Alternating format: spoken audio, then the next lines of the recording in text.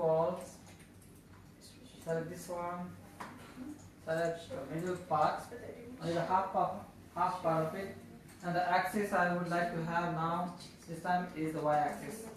Y-axis a full 360 degrees, say done. So you can see that there, a revolve part, a similar part of it. The holes you can revisualize or you can create it back through holes command option. So the best option that you can choose can be the front plane.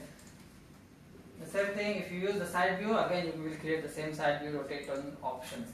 So that's the reason we have chosen the first plane, wherein with 3 extrusions and 1 sketch project geometry, we can create the whole geometry.